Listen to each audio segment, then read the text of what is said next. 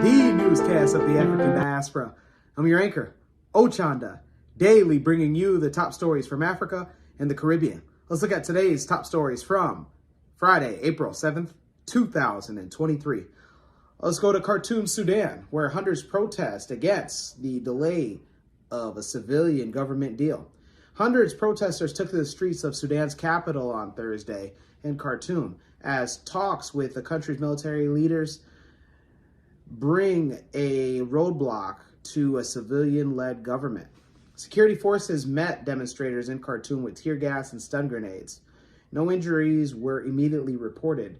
The demonstrations were led by a pro-democracy network called the Resistance Committees and set off from southern Khartoum towards its government district. The renewal of street protests comes a day after the scheduled Thursday inking of a final settlement between military and pro-democracy forces was postponed for a second time. No new date for a signing was ever given. The African country has been in turmoil since a coup was led by the country's top general, Abdel Fattah al-Burhan, overthrew a Western-backed government back in 2021 following 3 decades of an Islamic rule held by Omar al-Bashir. However, under immense international pressure, the military and a number of pro-democracy groups pledged last December to usher in a transitional civilian-led government.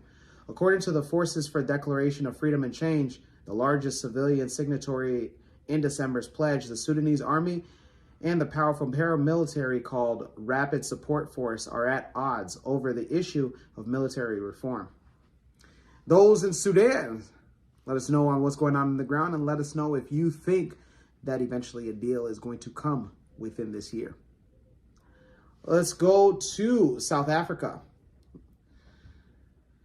In Cape Town, it was announced that the United Arab Emirates will not be extraditing the Gupta brothers to South Africa.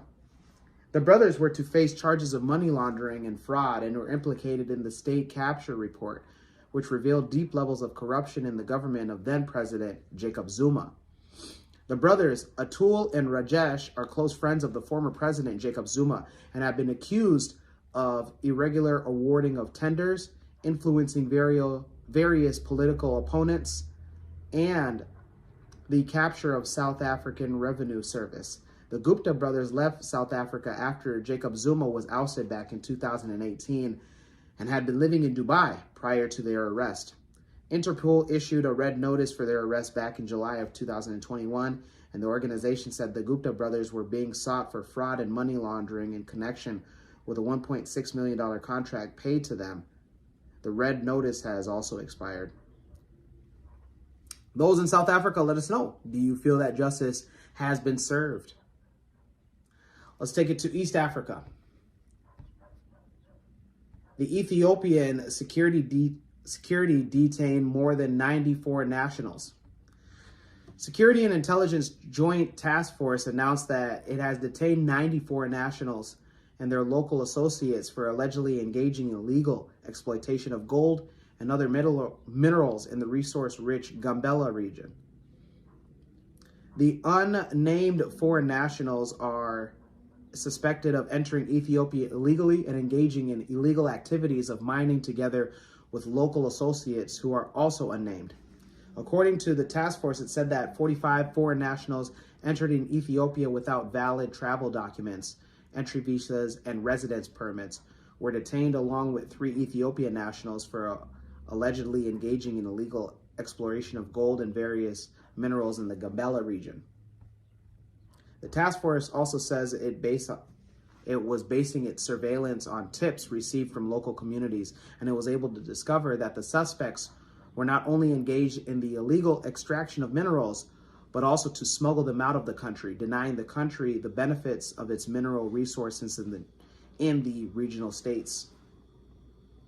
Thursday's announcement came just days after the regional state said it would take legal actions against booming illicit gold trade in the region, which was causing a notable decrease in the region's gold supply. In November of last year, the regional government issued a directive to all gold mining companies. Those in Ethiopia, let us know if you feel that justice is served and if you feel that also there is going to be a tighter grip on corruption. Let's keep it in East Africa, and specifically Rwanda. Rwandans and friends of Rwanda all over the world will commence the week-long identification of, from April 7th to April 13th, of what happened back in 1994 of the Rwandan genocide that happened 29 years ago. More than 1 million people had died in the planned massacre that lasted about 100 days. The commemoration events are expected to start with the lighting of a flame of hope at the Kigali Genocide Memorial Center. The president, Paul Kagame, is also expected to lay a wreath in honor of the not only 250,000 victims interred at the memorial, but also the victims of the genocide. As part of the commemoration, guidelines are issued by the Ministry of National Unity and Civic Engagement, and all flags will be flying at half-mast for the next 7 days. Unlike previous years, the commemoration week will be marked with dialogues held every afternoon within the commemoration week. This year, we'll only see one dialogue that will be held today, April 7th. During this period, said a minister, we urge everyone to reflect on the victims of the genocide and how they were killed. There shouldn't be any entertainment activities going on this week. He added that we must reflect on the lessons that can be learned from the genocide. This includes understanding the root causes of the genocide and its consequences. We must take action to promote peace and prevent genocide from happening ever again. May our efforts towards peace and love be a beacon of hope for a brighter future. Meanwhile, on a national level, the official closing of the commemoration will be held on April 13th. Those in Rwanda, let us know how you guys are doing, and also from Kush News, we support you guys as well. And let's go to the Caribbean and end it there. The First Caribbean International Bank Limited announced today that the sale of his assets to the First Caribbean International Bank in Barbados and St. Kitts and Nevis will not go ahead with the sale. The statement explained that the Eastern Caribbean Central Bank provided conditional approval for the sale of its assets and banking businesses in St. Kitts and Nevis to certain conditions. The bank subsequently notified other banks on its decision not to grant final approval of its sale and its operations in St. Kitts. This means that the First Caribbean International Bank will retain its presence in St. Kitts and has announced to transform the way that it does business in St. Kitts. The Chief Executive Officer, Mark St. Hill, stated, "We are an agile organization and it's in our duty on our behalf of our employees and clients to ensure that we deliver a steady ship that provides omni-channel access to banking services in St. Kitts. We are prepared to pivot and look towards to growing our business in St. Kitts into the future."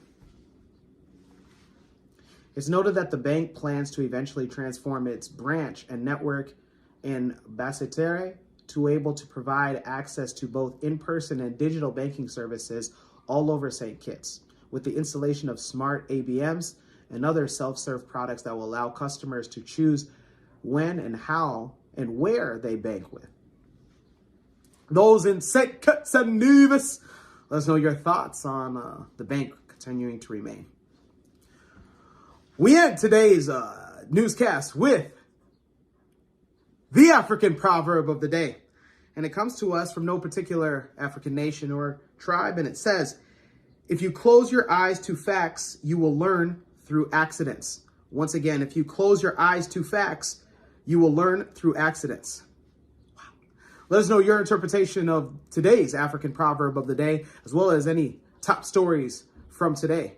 Also, don't forget to like, subscribe, and hit that notification bell for this and any other time that we drop an episode, which is every single day. For Kush News on Kush Convos TV, I'm your anchor, Ochanda. We'll see you.